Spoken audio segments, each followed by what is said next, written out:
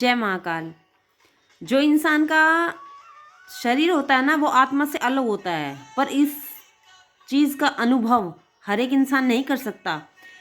क्योंकि जैसे आपने देखा होगा श्रीफल में जो अंदर गोला होता है वाइट रंग का, जिसे खाते भी हैं वो, और जो उसका कठोर हिस्सा होता है वो दोनों एक दूसरे के एक जैसे नहीं हैं। फिर भी वो एक दूसरे को छोड़ते नहीं है, क्योंकि जो उनके अंदर रस होता है, जो पानी होता है, वो उन्हें छोड़ने नहीं देता एक दूसरे को। और जबकि जो इंसान है उसके साथ भी ऐसा ही है, क्योंकि जो गोला है ना वो आत्मा है इंसान की।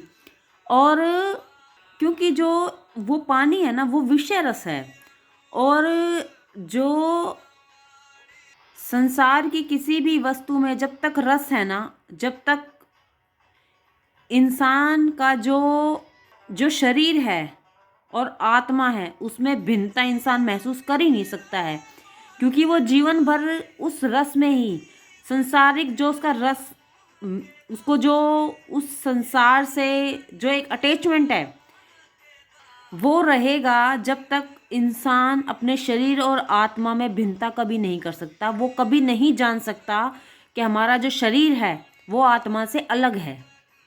आत्मा ही आनंद रूप है, शारीरिक उपभोगों का आनंद नहीं है। जो इंसान का नाम होता है ना, और जो उस नाम से इंसान को मोह होता है, जब तक वो इंसान का मोह नहीं टूटता है ना, जब तक वो इंसान अपने शरीर और आत्मा में भिन्नता नहीं कर सकता, वो नहीं जान सकता कि उसकी जो आत्मा है वो उससे क्या चाहती है। आत्मा सो परमात्मा, और जो शरीर है इंसान का वो उसको कुछ समय के लिए, निर्धारित समय के लिए दिया जाता है, जिसमें इंसान हमेशा ये सोचता है वो कितना ही दूसरों के डेथ में चला जाए, कितना ही शमशान घाट हो जाए, पर वो इस चीज़ को एक्सेप्ट ही नहीं करता है कि एक दिन उसको भी यहीं आना है। अरे वो ही इंसान सबसे बड़ी मूर्खता करता है।